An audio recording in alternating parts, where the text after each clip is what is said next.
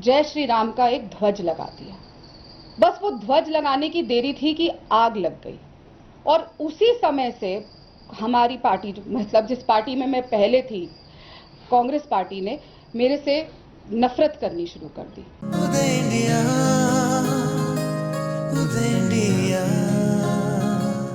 लड़की हूँ, लड़ सकती हूँ, ये नारा प्रियंका गांधी वाड्रा ने यूपी में चुनाव के दौरान दिया, लेकिन आज उनकी ही पार्टी में महिलाएं सुरक्षित महसूस नहीं कर रही हैं, लेकिन उनकी पुकार सुनने के लिए कोई तैयार नहीं है। ताज़ा मामला है कांग्रेस प्रवक्ता राधिका खेड़ा का, जो कि कांग्रेस की तेज तर्रार प्रवक्ता हैं और छत्तीसगढ़ की राजनीति में सक्रिय रही हैं। वो कांग्रेस में राष्ट्रीय मीडिया समन्वयक के पद पर भी काम कर चुकी हैं और कांग्रेस की पूर्व राष्ट्रीय सचिव और सोशल मीडिया प्रमुख भी रह चुकी हैं। लेकिन आज राधिका ने भारी मन से कांग्रेस से त्यागपत्र दे दिया, जिसमें उन्होंने कांग्रेस से अपने 22 साल पुराने संबंधों का जिक्र किया और आरोप लगाया कि कांग्रेस पार्टी में उन्हें इसलिए साइडलाइन किया गया क्योंकि उन्होंने अयोध्या में रामलला के दर्शन कर लिए थे। अपने त्यागपत्र में राधिका ने छत्तीसगढ़ कांग्रेस कार्यालय में अपने साथ हुए दुर्व्यवहार का भी आरोप लगाया है और कांग्रेस आलाकमान पर इस घटना की अनदेखी का आरोप लगाया। राधिका का आरोप है कि उनके साथ कांग्रेस कार्यालय में बदसलूकी की गई, जिसका वीडियो भी वायरल हो रहा है। इस वीडियो में राधिका फोन पर चीखते हुए अपने साथ दुर्व्यवहार की शिकायत करते हुए नजर आ रही हैं।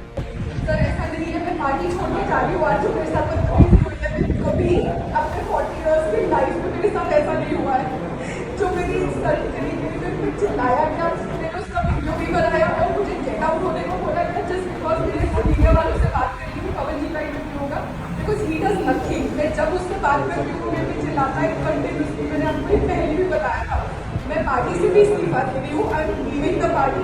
आई कैन नॉट। राधिका खेड़ा ने पूरी कांग्रेस पार्टी पर महिला विरोधी होने का आरोप लगाया है। उनके कई आरोप तो बेहद सनसनीखेज हैं। राधिका ने बताया कि जब राहुल गांधी जी भारत जोड़ो यात्रा निकाल रहे थे, तब राधिका ही छत्तीसगढ़ में यात्रा की प्रभारी थीं।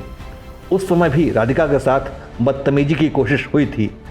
राधिका का आरोप है कि भारत जोड़ो यात्रा के दौरान वह कोरबा में जिस होटल में ठहरी थीं, वहां स्थानीय कांग्रेस का नेता सुशील आनंद शुक्ला भी ये जानने की कोशिश करता था कि वो होटल के किस कमरे में रुकी हैं। वह उन्हें शराब ऑफर करता था, जो कि किसी भी महिला के लिए बेहद अपमानजनक और शर्मनाक बात है। राहुल गांधी जी की भारत जोड़ो न्याय यात्रा चल रही थी, तो वहां के जो मीडिया चेयरमैन थे छत्तीसगढ़ के, सुशील आनंद शुक्ला, उनका मेरा नाम सुशील तो कहना शोभा नहीं देता, दुशील ही कहेंगे उन्हें।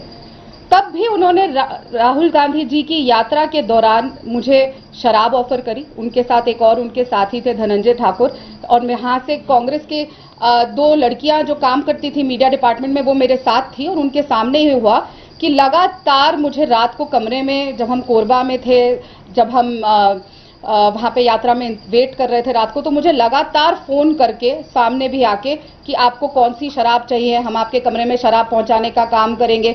और शराब पी के 5 से 6 इसके प्रवक्ताओं के साथ मीडिया चेयरमैन आके मेरे कमरे पे भी खटखटाते थे। राधिका ने बताया कि कांग्रेस के केंद्रीय कार्यालय में भी काम कर रही महिलाएं बहुत अच्छी स्थिति में नहीं हैं।